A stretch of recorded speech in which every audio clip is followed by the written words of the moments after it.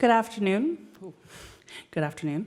I'm Elise Sunchuk, one of the curators of this year's festival, and it's my pleasure to welcome you to the second day of this year's Transmediale and the coming lecture titled Redaction, Disappearing Data from Nano to Stratosphere by Shannon Mattern. Shannon is the Penn Presidential Compact Professor of Media Studies. Sorry, it's a new title, I'm getting used to it. Of Media Studies and Art History at the University of Pennsylvania, and has long been writing and teaching about media infrastructures and architectures. She also happens to be one of the most generous scholars on Twitter, endlessly sharing and inspiring those who have the pleasure of crossing her path directly and indirectly.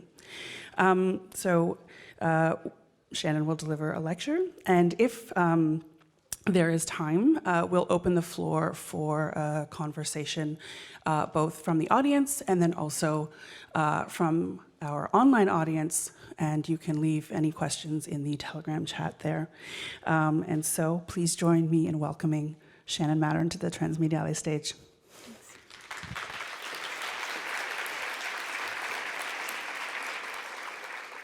So thanks very much for having me. Thanks for coming.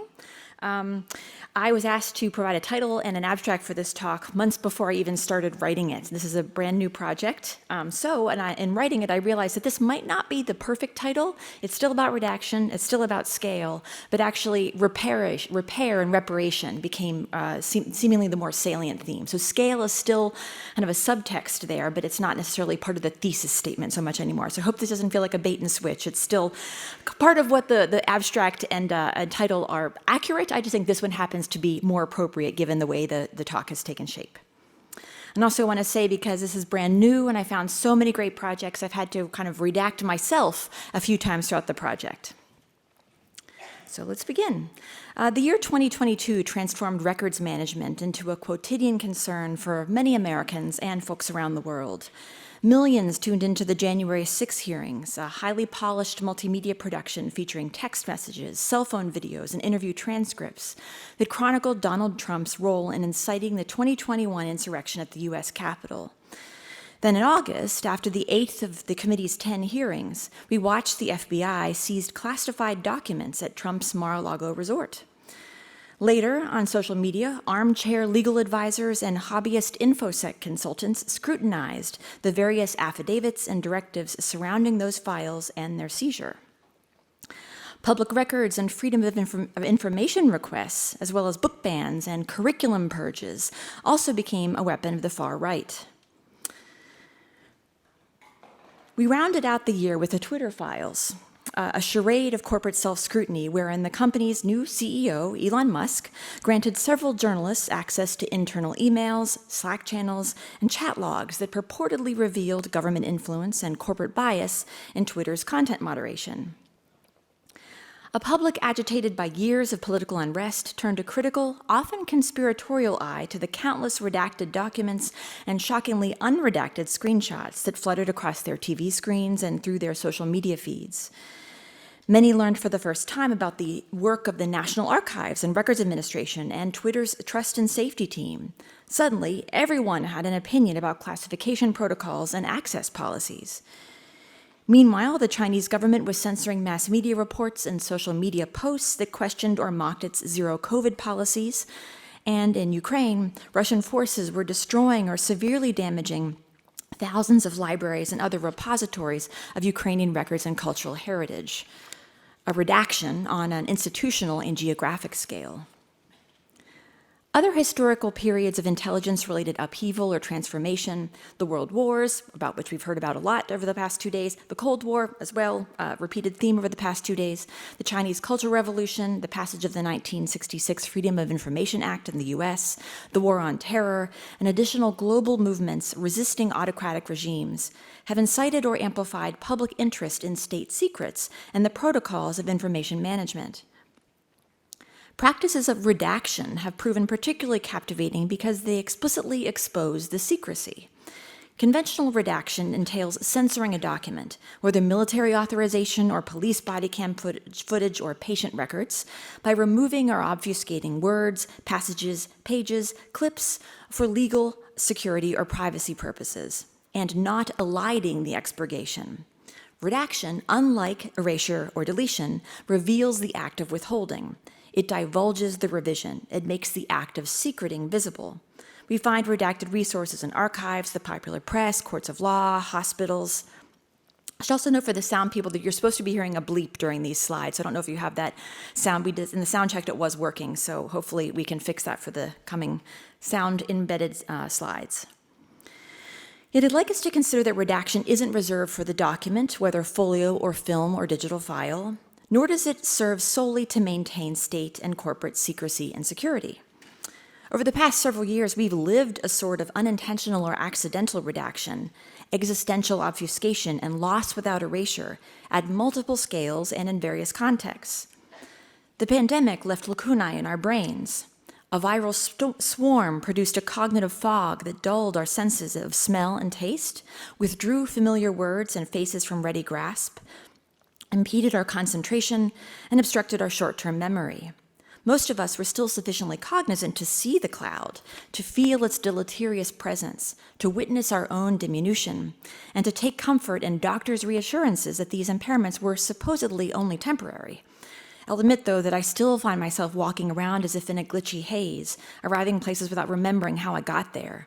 For several months, I kind of forgot how to write, a distressing lapse that precipitated many cancellations and reneged promises and yielded a mass expunction of my professional calendar. Those deletions, I kept telling myself, cleared space for convalescence. Outside our walls, nearly all of us observed erasures in our towns and cities and landscapes. The closure of small businesses starved during the early lockdowns, the emptying of schools and gyms and libraries, the exodus of white-collar workers to their home offices, leaving behind empty urban high-rises and suburban office parks. Countless photographers documented this new uncanny barrenness, which manifested as redaction, even if there was no identifiable censor wielding the eraser, if we could maybe pin the blame on the virus itself. Thinking beyond the document, beyond the preservation of privacy and security, we can appreciate that redaction is a capacious practice with diverse applications. And if we acknowledge that the myriad media through which and the various contexts and scales at which it can operate, we can better understand how redaction functions as a material technique, an aesthetic treatment, and an epistemological method that can serve various ethical and political ends, even as a means of preservation and an act of repair. So in what follows, we'll examine a range of redactive practices and consider what government records management professionals, special collections librarians, artists, musicians, and creative technologists might learn from one another about the redactive bar or bleep as a field of possibility. So first, to know what to push against, we have to know about the institutional official ways of doing it. In his 1967 book of grammatology, Jacques Derrida deploys the crossout to share things that are inaccurate yet necessary to say. In her translator's preface to the text, Gayatri Spivak explains Derrida's practice of sous-rature or under-erasure. Quote, "Since the word is inaccurate, it's crossed out. Since it's necessary, it remains legible," end quote. With redaction, the struck through or blacked out word is rendered illegible. We aren't privy to the nature of its inaccuracy or purported vulnerability, but we are meant to know that the contested term or passage is there. As art historian Pamela Lee describes how redaction signals the open secret. Writer and artist Joshua Craze builds on this idea. He proposes that redactions allow us to look at our own time and its obsessions as if looking at a still life. They allow us to gaze at our own aporias. Yet I'm particularly taken by poet and literary critic Craig Dworkin's proposal that redaction operates with the logic of a scar. A scar memorializes a wound, while it also promises healing. Redaction, as we'll see, can be reparative and generative, even if it flags destructive practices. Redaction is also creative. Lee proposes that redaction's cancellation is a form of editing. Its work is as productive as it is sensorial. It produces the secret as an ideological contrivance whose power arises through its withholding, and it produces meaning through its aesthetic manifestation. Even redaction of the institutional sort involves some editorial license and a measure of creativity. The U.S. Freedom of Information Act authorizes agencies to withhold information, perhaps through redaction, when they determine that its disclosure could compromise national security, law enforcement, trade secrets, the supervision of financial institutions, geological information about wells, a very specific provision there, internal agency operations, or privileged communications between agencies or individuals' privacy. Lilia Ronnie and Jesse Marks note in their book Redaction that authorities sometimes interpret these such threats very capaciously and thus conservatively as possible, taking any legal excuse for a redaction and liberally applying it to conceal an unflattering truth or motive. Public safety and national security are a very convenient cover. And as we see this with the debate in the U.S. right now about the fact that many of our classification document controversies are a product of the fact that we overclassify everything. And for an act so often associated with the anonymous, passionless churning of the government machine, journalist William Brennan writes, redaction betrays a striking individualism in its choices about what to leave visible and what to obscure, and in the shapes of the black bars themselves. Redactors are advised to watch for discrepancies between copies of the same or associated documents that have been treated by different censors, which could allow a savvy researcher to cross-reference those copies and fill in the blanks. As for how those blanks come into being, a classic Onion headline from 2015 proposes that the CIA had suddenly realized that it's been using black highlighters all these years.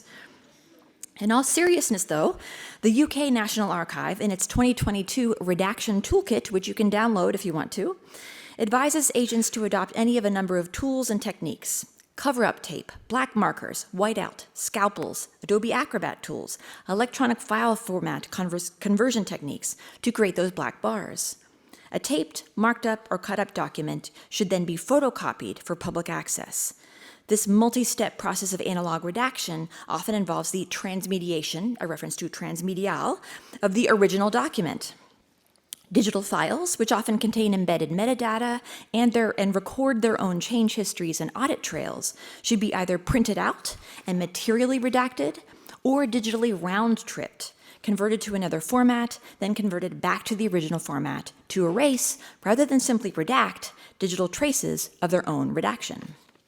For audio and video, the U.S. Department of Justice encourages its agents to use either cloud-based redaction of applications or professional editing software as needed. Government agencies had long argued that they lacked the tools, expertise, and time to redact audiovisual records, but the DOJ, citing a 2020 appellate court case, evoked Snapchat filters to guilt its agents into action. They write, "Courts have shifted the burden to the government to explain why teenagers are inserting cat faces over the visages of humans in social media posts, but government agencies cannot simply redact its own video records." Some hospitals, law enforcement agencies, and other institutions use automated redaction tools, too, to expedite the tedious process and, ostensibly, to reduce human bias and error. So I was going to talk here about corporations and their policy, but they probably wouldn't want me to do that anyway. But social media companies engage in their own forms of redactions, too. Archivists and librarians' redaction practices, meanwhile, require a mix of tools and a balance between policies and best practices on the one hand, and individual and community prerogative on the other. But there's typically a different ethos underlying this work, as well as a different set of obligations to the material and its creators that distinguishes the kind of redaction that happens in an archive. Archivists must be able to demonstrate their capacity to competently, responsibly steward collection materials in order to maintain creators' and donors' trust. In addition, archivists, unlike government agencies or corporations, prioritize user access to their collections. yet they're also legally obligated to remove personally identifying information, PII, and sensitive data, including things like social security numbers, financial information, names of research participants, health data, and student records. What's more, archivists are ethically obligated to consult with various communities of interest around sensitive collections, and to seek consent from and to consider the potential risks and benefits of exposure to the vulnerable subjects of those collection materials, incarcerated individuals, children, victims of abuse, and so forth. Archives can address concerns by restricting access to particular files, by asking researchers to sign forms acknowledging their shared obligation to manage the risk of exposing the data that they're then kind of consuming, and also through redaction. When San Diego State University acquired a collection of asylum seekers' letters, they sought guidance from community stakeholders, then later asked 3 or 4 library staff members, plus a volunteer from a detainees advocacy organization, to read each letter to ensure that the redactions were accurate and complete. To assist with the processing of large volumes of digital material, archivists often turn to computer-aided analysis and redaction tools, things like Archivematica or BitCurator or Forensic Toolkit. They can scan a disk image for particular types of content, like hidden metadata or structured strings that look like a telephone or a social security number. Some of these are open source tools created by cultural heritage professionals, while others are proprietary forensic platforms designed for use in law enforcement and corporate security. Archivists Monique Lasserre and Jess White emphasize the need for archivists and curators to develop or aim to use tools developed by their own communities and subjects, which are more likely to align with cultural heritage workers' best practices and values. Quote, rather than focusing on the gathering and retention of evidence, masses and masses of evidence, which is the priority of law enforcement, archivists guided by radical empathy would center human experience in archives and, quote, consider all users, creators, subjects, and communities that the existing records affect, end quote. Similarly, anthropologist Kristen Smith, in a 2021 lecture in my old department at the New School, which used to be anthropology, called for an anthropology of redaction to protect the privacy, sovereignty, and sanctity of the field's interlocutors. Such a framework might inform what's ultimately shared in publication, or, Smith proposes, it might compel researchers to question their own need to know, and thus put ethical boundaries on what they actually initially gather in the field. As these archival practices demonstrate, redaction is more than a rote bureaucratic operation. It's informed by social obligations and affective dynamics. Redaction is a material technique, an aesthetic treatment, an epistemological method, and a political practice, one that involves judgments regarding what can be known, to whom, by whom, and how much must be hidden in order to minimize the potential risk of that knowledge's dissemination. So media scholars Lawson Fletcher, Esther Milne, and Jesse Kennedy argue that viewing redaction as a mode of authorial production, authorship, opens up the space of creative intervention, and I would add critical understanding. Such an analytical approach is actually in keeping with another of redaction's meanings or denotations. Redaction criticism is the name of a theological method that, according to biblical scholar Norman Perrin, involves tracing the form and content of material used by the author concerned or in determining the nature and extent of his activity in collecting and creating, as well as in arranging, editing, and composing. As Fletcher and his colleagues write, redaction criticism acknowledges that the various actors involved in the production, dissemination, and reception of a text, archivists, collectors, editors, and so forth, are involved in creating its meaning. It's not just the author that creates meaning, it's all of these different actors in the text's lifetime. We can add redactors to that list too. They create meaning by delimiting it, by bounding readers, viewers, and listeners' access to particular information. And the redactive constellations they create shape broader meanings about knowledge politics. We can practice our own form of recursive redaction criticism on the redactor's work, focusing on both the content and material and aesthetic form of their elisions. For over a century, redaction's political, formal, and aesthetic dimensions have inspired countless writers, artists, and more recently, creative technologists to adapt redaction as a means of formal play, as a tool of critical commentary, as a tactic of denouncement, resistance, and progressive change.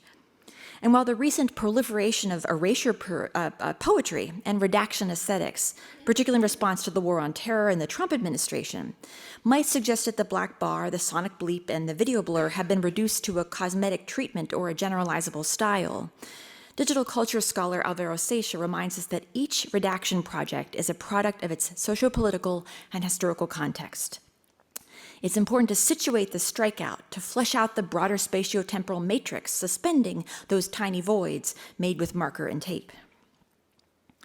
Seixa explains that redaction artists and poets turn the typographic and editorial techniques of the state and the corporation back on themselves, to reflect, to mimic, to camouflage, to détourne, or to sabotage media and infrastructures of control, surveillance, and oppression.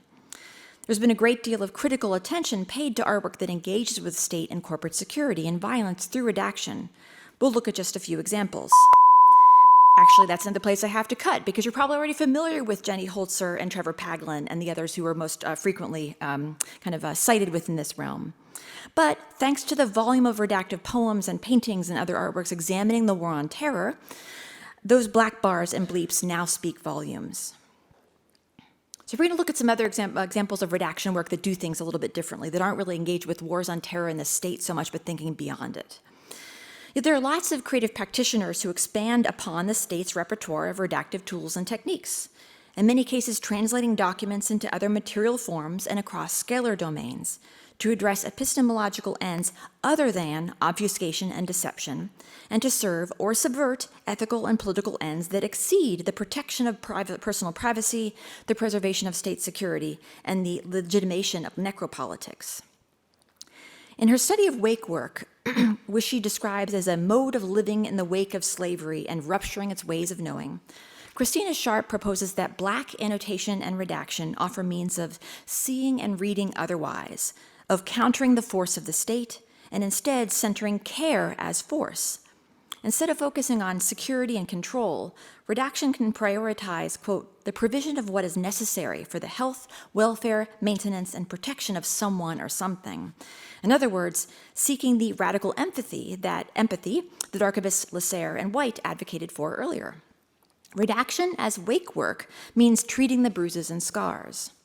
That redactive treatment can take myriad forms. Poets have employed a variety of material techniques: erasing, whiting out, painting over, cutting out, covering up, stitchery, transcription, and so forth. Visual artists, from Robert Rauschenberg to Christine Stoll to Bethany Collins to Stacey Lynn Waddell, have relied on a similarly broad range of approaches: erasure, burning, degrading, distressing, cutting, screen printing, collaging, embroidery, and gilding, to name just a few. Each technique creates a particular kind of scar, which invites particular modes of repair. The aesthetic and political work of redaction often unfolds in or on the printed text, its words and sentences, its typefaces, its flat two-dimensional form, the books and journals into which those pages are often gathered, and the collection of those sheets and volumes into archives. Literary scholar Kanoshi Nishikawa proposes that black erasure artists in particular, quote, do not take for granted the blankness of the surface or the fit of the medium to record their words. Instead, they reckon with the racism structured into our very writing techniques. For these artists, the right to inscribe is unevenly distributed among people and populations. To address this disparity, erasure becomes a mode of media reflexivity in their art, end quote. We'll explore many relevant examples, but for the sake of time, again, and in order to prioritize formats that I thought would better resonate at Transmedial, I've had to self-redact a lot of these 2D print-based examples from M. Norb C. Phillip, Titus Kafar, and Reginald Dwayne Betts, Glenn Ligon, Jamal Cyrus, William Kentridge, Shara Charlesworth, Fred Tomaselli, Alexandra Bell, Tom Phillips, Jonathan Safran Foer, Ann Hamilton, Elizabeth Alexander, Mimi Unawoha, Tim Sherratt, Chitra Ganesh, and Miriam Ghani. So it pains me to have to excise this material because I love a lot of these projects, but I hope to make this section available as maybe a redacted outtake at some point. And now an abrupt transition. We'll look at another example, a realm, redactive masks. So I was born with a head full of dark, unruly hair, much darker and tighter than you see in this photo here.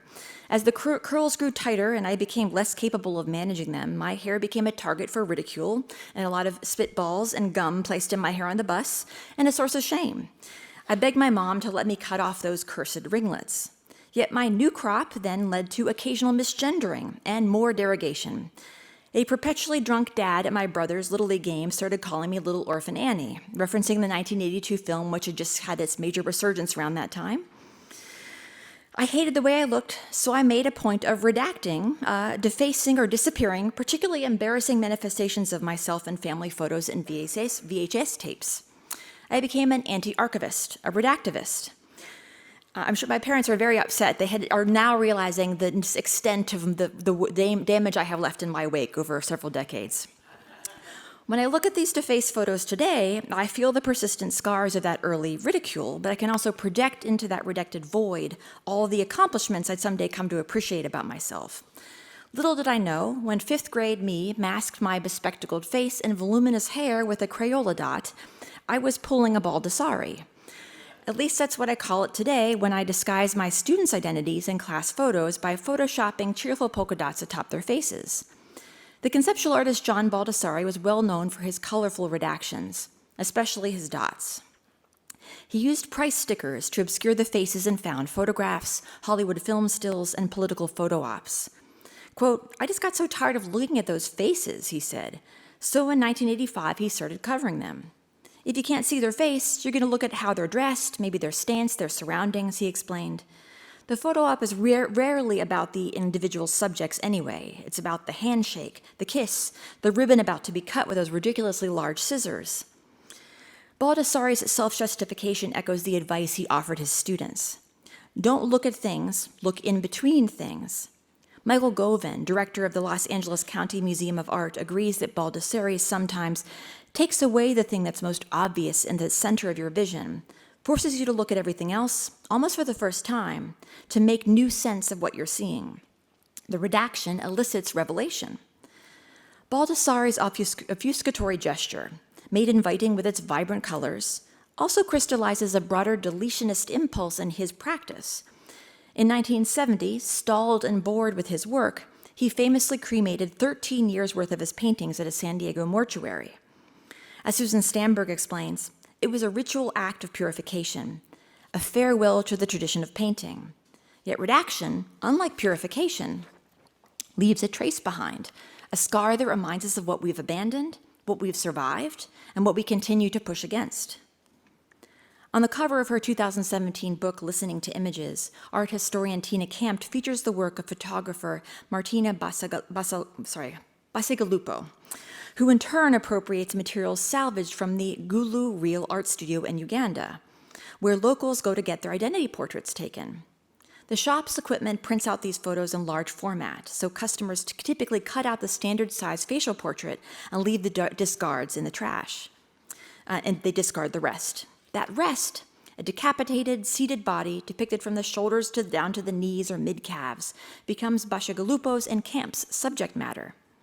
As an aside, I'll note that these remnant photos are the redactive opposite of Victorian baby portraits, in which mothers holding their babies are shrouded in black fabric like ghosts, serving as redacted pedestals for their children. Anyway, in Gulu's faceless photographs, Kempt writes, other forms of individuality are transformed from background to foreground as studium, a Barthes reference, shifts to punctum. Bacigalupo explains that because northern Uganda has suffered years of unrest, official identification is required for entry to most institutions. Yet, like Baldassari's colored dots, those redacted white squares, anchored by bodies in different poses, in different clothes, sometimes stuffed awkwardly into voluminous suit jackets, sometimes supporting purses and bored children on their laps, invite projection. These redactive scars become spaces of possibility into which we can project all kinds of imagined futures for these photo-seeking individuals. A loan for a new house, an identification card for a new school or job, a passport for travel, or, as Kampt suggests, myriad other indicators of their desire to become agential black subjects. The obfuscation of faces and bodies certainly isn't a new phenomenon. Designer David King has documented how, amidst the Great Purge, well before the age of Photoshop, Soviet censors banished books, ripped out entire chapters, and airbrushed, cropped, or montaged Stalin's enemies from publications, photographs, and paintings. Meanwhile, Soviet citizens were compelled to perform their own form of amateur redaction, erasing, scribbling, or cutting personae non gratae from their own books and pictures. Today, artists, particularly those representing the communities once disappeared by state censors and assassins, co-opt their graphic strategies for protective and reparative purposes. Artist and curator Rosanna Paulino describes her work as a process of refazimento, a remaking of the Black Brazilian subject. The void has been a consistent theme in her drawing, painting, and collage work, stitching closed women's eyes and mouths, redacting faces in family portraits and archival materials to signify the erasure of identity and autonomy, excising bodies to protest their reduction to functional laboring parts. Gidas Juliana Ribeiro da Silva Bevilacqua explains in a 2018 exhibition catalog, while the void once served in Paulino's work as a metaphor for the lack of representation and the non-recognition or non-belonging of the Black population in Brazil, it eventually took on the role of a mirror. The void became a metaphor for self-acknowledgement, even if in the pain caused by the persisting and perverse legacy of slavery. Those cutouts can be occupied by new faces. As Paulino explains, quote, if in the history of art images were used to mark a position of submission for the Black body, more muscle than intellect, then intervening in these photographs and changing their meaning, for me, brings a sense of healing. Redaction as void, as mirror, as scar. Ellen Gallagher's Excellento and Deluxe projects draw from a more contemporary archive, mid-century Black magazines like Ebony, Our World, and Sepia, and particularly their beauty advertisements among their pages. These ads for wigs and pomades, slimming pills, and bleaching creams depict the body as mutable, perfectible, potentially capable of approximating white beauty ideals. Gallagher extracts the models' heads from the page and, as we saw with the Gula Real Art Studios work, presents them in a grid, emphasizing their seriality and adherence to convention. Yet Gallagher's images, unlike Gula's, circulate within cosmetic rather than bureaucratic realms. She embellishes these black and white prints, sometimes accented with red, with a variety of techniques and tools. Etching, lithography, aquatint, embossing, tattooing, the application of glitter and gold leaf and coconut oil. She adds googly eyes and carefully molded plasticine masks and wigs. Seen from the outside, Gallagher says, the gray tones of the ads disappear. Seen from the side, that is, Gallagher says, the gray tones of the ads disappear and the yellow plasticine afros become like lily pads, a strange surface that also, uncannily, looks like a skin, perhaps a scar. Collectively, these various ornaments redact the models' heads, replacing them with more spectacular, even ridiculous versions of themselves. Such enhancements parody the improvements proposed in the original advertisements, which underscore in particular the role of hair as a signifier of difference. In the 1930s, wigs were called transformations. Gallagher acknowledges that her sculpted wigs chronicle a history of Black hairstyles as well as broader social transformations. Quote, they map integration, the civil rights movement, right through to Vietnam and women's rights, and they chart an emerging Afro-urban aesthetic, end quote. It combined with the eyes and glitter and gold leaf and oils and other forms of ornamentation, the wigs also constitute a form of redaction by excess accumulation, which paradoxically offers a means of liberation. As Gallagher explains, the wig ladies are fugitives, conscripts from another time and place. I have transformed them, here on the pages that once held them captive. Other artists scale up the operation to redact the entire body, especially when that body is the historical site of marginalization and violence. Today, I'll offer just one example. Stephanie Sayuko enlists her own body in the redaction of other vulnerable bodies. For her 2019 Rogue States exhibition at the Contemporary Art Museum in St. Louis, Sayuko searched for the documentation of the faux Filipino village, a human zoo, at the local 1904 World's Fair. Despite various archival institutions' attempts to critically frame these images, Sayuko found that they still perpetuate the power dynamics and stereotypes of their time. So when representing these photos, she used her own hands as a redactive tool, physically blocking the images and thus preventing viewers from consuming the people they caricature. Quote, over a century after the original photos of the Filipino village were taken, my own body, sitting in the archives, becomes both a temporary shield and a marker of defiance, while at the same time acknowledging that these images still remain, end quote. Her manual redaction becomes a palpable scar. So for our final two sections, we'll meet several other artists and designers who are similarly engaged with redaction as a mode of media reflexivity, as Nishikawa described it, and whose redactive work extends beyond the flat surface. In some cases, they shed light on celluloid or dissipate into sound waves or dig deep into code or stretch out across landscapes. For her 1999 film, Removed, Naomi Uman used nail polish and bleach to redact all the women from a 1970 German pornographic film. Film scholar Justin Remes proposes that Uman's removal offers a critique of what film theorists call scopophilia, the pleasure of looking, while it also simultaneously exploits what is known as the peekaboo principle, which suggests that content becomes more enticing and scintillating when it's partly concealed. Drawing on Sharp's idea of black redaction, filmmaker Ray Astor proposes that filmic redaction can also be conceived as a shielding of information from oppressive forces which seek to control lives. She describes Madeline Hunt Ehrlich's Spit on the Broom from 2019, an experimental documentary that examines the United Order of Tents, an African-American secret society founded by freedwomen in the 1860s. Their secrecy is honored and manifested in the film's narrative and visual form. As Storr explains, the film is pieced together using newspaper articles and statements from public records, an insight into the order from the outside. The use of reconstruction and dramatization has also ensured a level of continued secrecy. In one sequence, we observe a photographer from inside. We are inside a veil, observing a photographer on the outside. Later, when we gaze upon ourselves on the outside, we realize that we are one of those hidden mothers we met before, those women who shroud themselves in order to provide invisible support for the white babies who sit for their portraits. Throughout the film, foliage obscures the setting. In another scene, a black arm, its body invisible off-screen, stretches a mirror into the frame, perhaps with the intention of inviting us to look at ourselves or to project a blinding light into our eyes. Hunt Ehrlich deploys these redactive techniques as a means of, quote, telling stories without giving away their power, end quote. Steve McQueen uses film as a means of archiving and collating redaction, and thereby demonstrating its scale and scope and potential destruction.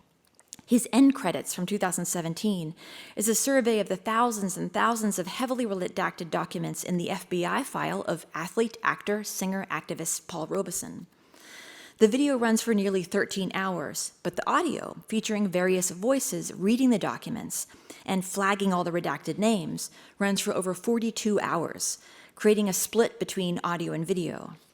That desynchronization juxtaposes the recitation of Robeson's laudable commitments and contributions with their translation and diminution into incriminating documents. While resembling the list of contributions that we typically see rolling at the end credits of a film, McQueen's end credits document the accomplishments that led to Robeson's blacklisting and his eventual ultimate professional redaction. By playing the sonic against the visual, McQueen demonstrates that redaction, typically associated with the visual register, the black bar, the blur, can be translated or transmediated into other modalities. Playwright Tina Satter's Is This a Room? Reality winner verbatim transcriptions, and composer David Little's, I'm not going to talk about those either, but these are plays and compositions that kind of experiment with redaction as well. But redaction can be a means of disciplining sound, as I'm doing to myself, particularly offensive speech. The broadcast equivalent of the black bar is the beep. The 1873 Comstock laws made early radio broadcasters wary of slip-ups, so as media historian Eric Barno describes, some engineers had backup phonograph players to which they could switch immediately if a guest uttered something obscene. By the 1950s, radio and television broadcasters had grown into national networks regulated in the U.S. at least by the FCC, Federal Communication Commission, which could impose heavy fines and revoke licenses over indecent content. The bleep was born, allowing stations to use their mixing board oscillators to generate a 1 kilohertz beep to redact any questionable material. They preferred that strident sound to silence because, well, in the radiosphere, silence means dead air, which means listener defection. Once the bleep entered the public landscape, or soundscape, I should say, comedians and musicians began co-opting and parodying it. Consider George Carlin's, you might be familiar with his 7 words you can never say on television. Just as writers and artists have long experimented with the blackout, the black bar. In the age of shock jock radio and reality TV, bleeps came to connote authenticity and edginess. In some contexts, they were a feature rather than a bug. Later, what's known as a dump button and audio delay systems, which create a 7-second lag between the time of recording and the time of broadcast, allowed engineers to dump the questionable bits and patch over the deletion before it hit listeners' ears. While digital media production facilitates and prioritizes such seamless interactions, we should consider the virtues of the sonic scar, which calls attention to the redaction. 99% Invisible's Chris Berube, by the way, this is a really great episode of the podcast if you listen to it. He likens the bleep to America's, or we could extend to the world's superego. It's the desire to say exactly what we want all the time and the knowledge that we can't, end quote. It reminds us of our baser instincts and prompts us to be our better selves.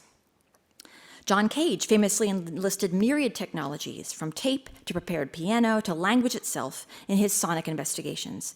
He even treated language itself as a cultural technology. In his Empty Words from 1974, he enacted stages of redaction by removing successive layers of structure or syntax. Don't have time for that one either. But while he experiments with the progressive loss of syntax, various other sonic redactive technologies precipitate different forms of loss. In the 1980s, audio engineers experimented with the compression of digital files in order to minimize their storage requirements and facilitate their transmission. We still don't really have those needs today, but the MP3 persists. The compression of audio into a format like the MP3 results in the excision of data, specifically the components of sound that are thought to be outside the realm of human hearing, or at least the hearing of European audio engineers' idealized listening subjects. The MP3 is a lossy format, but the assumption is that few listeners will notice what's lost. Still, composer Ryan McGuire wondered about all those sounds that escape in compression. What if, rather than a deletion, we regarded those sonic ghosts as a redaction, one we could salvage and perform? McGuire collected all the residue excised from Suzanne Vega's Tom's Diner, one of the songs used in the original MP3 listening tests, to produce The Ghost in the MP3. His composition revives what's lost and serves as a mode of cultural critique that amplifies for us what algorithmic redaction agents deem imperceptible. And that should make us wonder about the musical forms and listening subjects that don't match the system's logic, that risk being redacted into silence. Artist Susan Phillips explores similar silences and exclusions through audiovisual installations that display or perform redaction in myriad forms. Just a few weeks ago, I experienced her Separated Strings at Tanya Bonakdar in New York. For this piece, Phillips works with Pavel Haas's Study for String Orchestra. Composed while Haas was imprisoned in the Terezin transit camp in Czechoslovakia and performed there under duress for a Nazi propaganda film.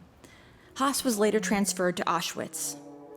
Phillips revives Haas's piece, isolates the cello and viola parts, returns to Terezin, and films those isolated parts as they travel throughout the building. We watch this film in the gallery's ground floor. Upstairs, we encounter the composition's deconstructed and atomized violin section. While there's certainly a persistently palpable melancholy here, I was also struck that these redacted tones and redacted lives are once again reverberating in the same space where they were once forced to underscore a noxious ideology. Yet now, in this cleared site, where they're given space to breathe, which Haas himself was denied, they take on new resonance. Perhaps the immateriality and ephemerality of sound lend a spectral quality to its redaction. And those redactions executed at myriad scales: the note, the phoneme, the word, the instrument, the voice, the sentence, the score, the composer, the performer, the performance space, can then create or withhold meaning on different levels, from the semantic to the existential. We'll close by considering how redaction plays out across these vectors of materiality and scale by examining two contrasting media formats, code and clay, or digital infrastructures and material spaces. When we perform redaction criticism on analog media, we can trace various iterations of their development, or different editions, to appreciate how they've taken shape. With web-based media, we could be dealing with much more frequent edits, and updates, as well as potential geographic variability in how a text appears to users within different access or censorship zones. Censorship zones, hard thing to say. If we had more time, we could discuss Daniel Howe's China Eye, which allows us to experience what it's like to experience the web from inside kind of the Chinese censorship regime. Winnie Soon's Untraceable series, which looks at kind of redacted practices as a networked social phenomenon within China also. We could look at Nevin Morgan and James Moore's Black Bar Game, which plays around with you cross-referencing different files to fill in the clues in redacted passages. Or Ben Grosser's Demetricator that she's made for both Facebook and Twitter, which redacts the counts of friends and likes and retweets that makes us question why we tend to operationalize and quantify our social connections to one another and how that conditions certain behavior from us in relation to social media. But those tags and traces that Grosser plays with and forms of social connection also appear in material spaces too. And even when they're manifested in clay and concrete, they're still delible, erasable, and subject to redaction. Graffiti removal, for instance, bears some resemblance to digital content management in its iterative, ludic quality. When one mark or meme is erased, another pops up in its place. Avalon Callan and Matt McCormick's The Subconscious Act of Graffiti Removal, an experimental documentary narrated by Miranda July, proposes that graffiti removal, often enacted with the intention of repairing social order and property values, is itself an accidental art practice, one executed by untrained government employees who unwittingly extend the traditions of abstract expressionism, minimalism, and Russian constructivism, and perhaps unwittingly pay homage to Mark Rothko, Robert Rauschenberg, and Anne Malevich. We're left to question, as we did earlier regarding the black bars and bleeps, whether this inadvertent art form is more or less attractive and disruptive than the deliberately stylized tags, that is, it so conspicuously conceals. And here's just an example of a kind of a famous tunnel in Washington Heights in New York that was just recently whitewashed. Such questions are even more charged when the aesthetic intervention and potential redaction is a politically fraught, commissioned, carefully designed, and prominently cited statue or monument. In recent years, particularly in the wake of the social unrest of 2020, cities around the world have considered what to do with public statuary celebrating colonizers and white supremacists. As Richmond-based historian Michael Dixon explains, Confederate monuments in his city and elsewhere in the country, and we can extend that to around the world, were center stage amidst Southern efforts to reassert white dominance during the Jim Crow era. Maybe that's pretty American specific, but each country, I'm sure, has its own kind of legacies that the debates around statuary are raising. He says, in addition to preserving an idealized narrative of Southern nobility in the war, they also acted as massive, imposing physical reminders for African Americans about who was in power. In summer 22, Dixon's colleague, Gregory Smithers, advocated that the city's Confederate statues be removed, but that their pedestals remain, as a redactive scar. Quote, empty pedestals represent opportunities for us to grapple with history's light and darkness. They're invitations to empathize with the perspectives of people previously marginalized from the interpretation of the past, end quote. Robert E. Lee's empty pedestal, Smithers proposes, would offer Richmonders an opportunity to reflect on the displacement of the indigenous Powhatan people, the enslaved people who built the city, the Klansmen who relied upon that status to validate their beliefs. It can also serve as a substrate for public proclamations in chalk and spray paint, a hub for public gatherings and proclamation, a symbol of possible futures. Monument Lab, a public art and history studio based at the University of Pennsylvania, where I also now work, has suggested several strategies for critically reactivating those pedestals by supporting counter memorials, by inviting collective interventions, or, as Smithers proposes, by keeping them empty. By the end of 2022, Richmond had removed the last of its Confederate statues, and it had documented and disassembled many of their pedestals as well. If we scale up from the monument, we see architects and urban planners engaging with similar questions in adaptive reuse and historic preservation projects, and in the development of post-conflict and post-industrial zones and contaminated landscapes. Architect Lebbeus Woods designed buildings as scars that both reveal what's been redacted by war, environmental devastation, and economic injustice, and offer adaptive spaces for healing and survival. He proposes the scar as a stage of reconstruction, quote, that fuses the new and the old, reconciling, coalescing them without compromising either one in the name of some contextual form of unity. The scar is a mark of pride and of honor, both for what has been lost and for what has been gained, end quote. Similarly, landscape architect Julie Bargman and her firm DIRT, which stands for Dump It Right There, respond to often contaminated post-industrial sites not by scrubbing them clean or by ignoring what has been extracted from the landscape, but by burying the foundations, using slow, local, natural processes to clear the air, often using microorganisms and plant life, integrating all the on-site rubble so nothing leaves the site, and honoring the generations of laborers who've worked that plot of land.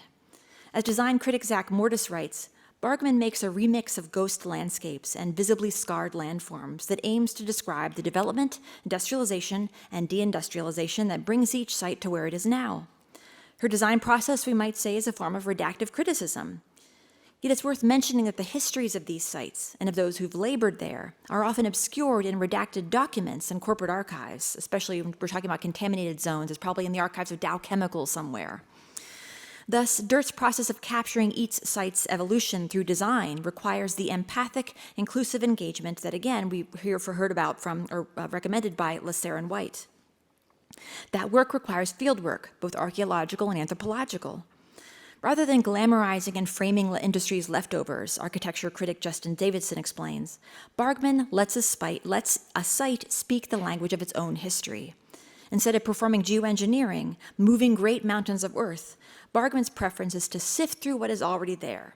Don't delete, preserve, even if what's preserved reveals the scars of what's been redacted over decades and centuries. Monument Labs and Lebbeus Woods' and Julie Bargman's practices reveal the connection between redacted documents, secreted histories, backroom deals, war-torn archives, and redacted landscapes. They exemplify how redaction translates across scales and media, and how redacted practices in one modality might exacerbate or help to heal wounds inflicted in another.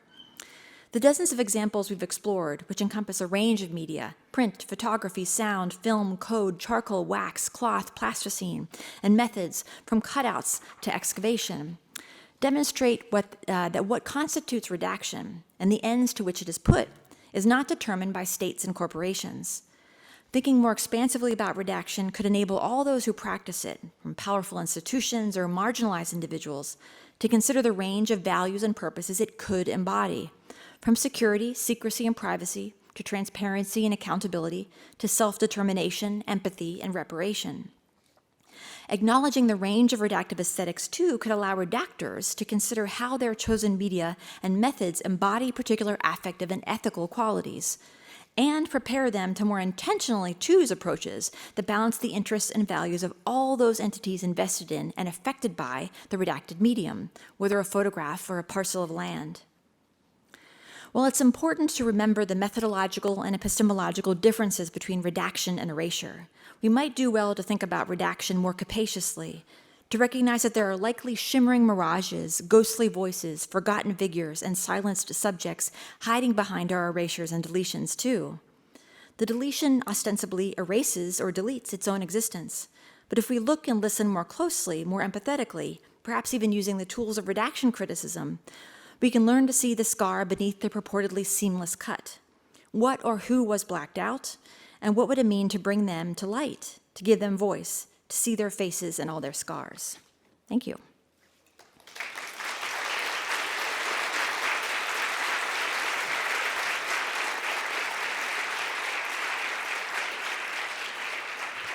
One question, is that okay?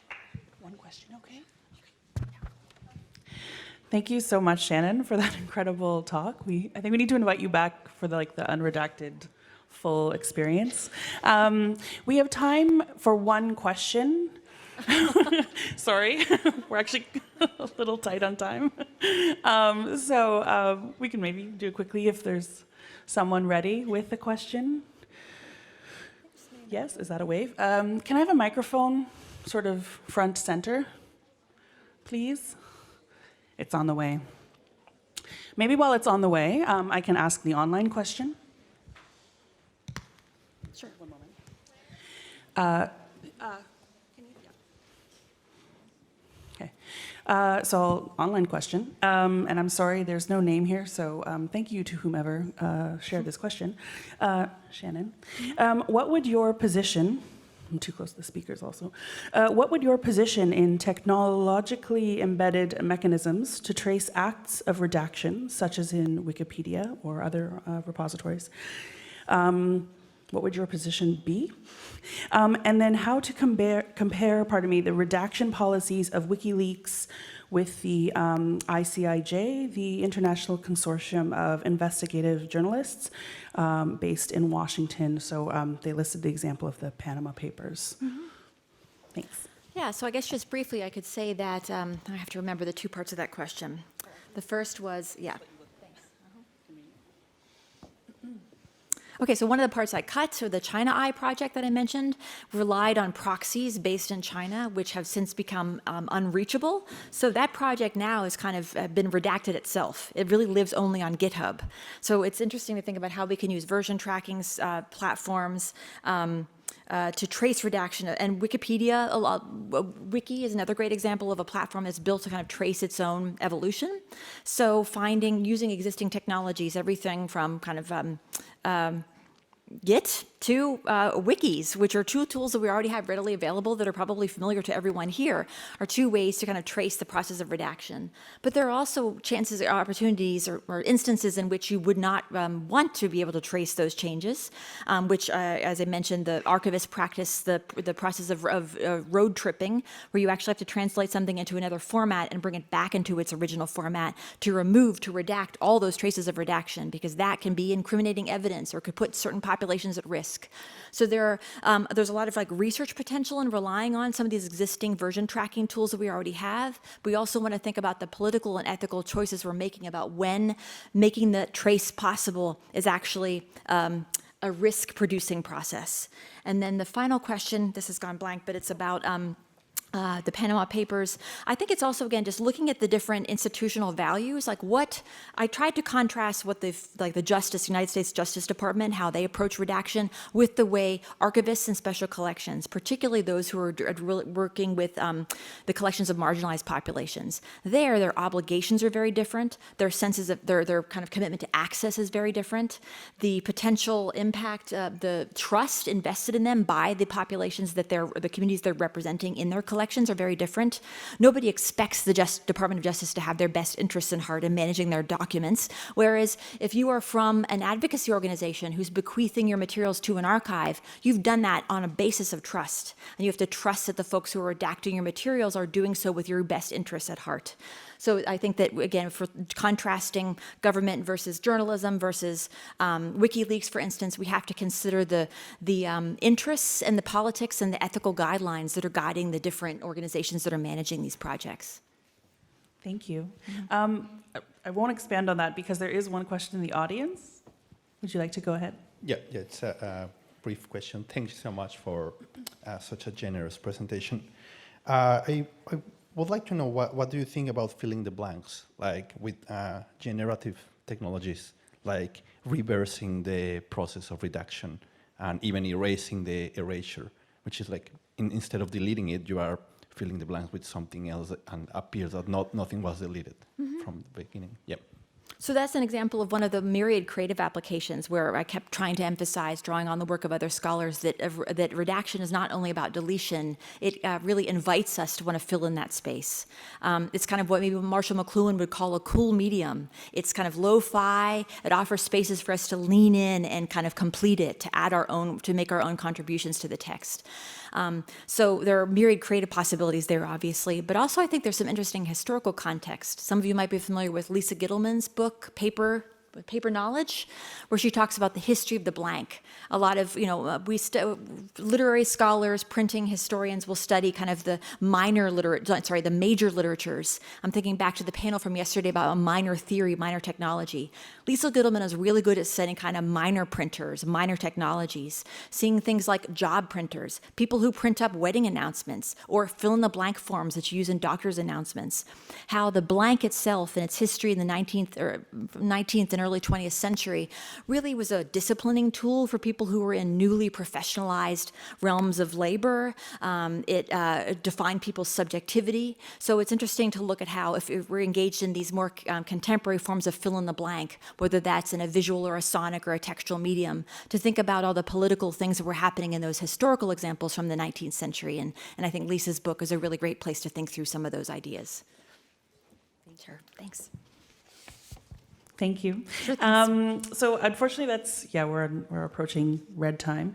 Unfortunately, that's all the time we have for today for questions. So thank you again to everyone in the audience. Thank you, Shannon, as ever. Let's round of applause. Again. Thank you.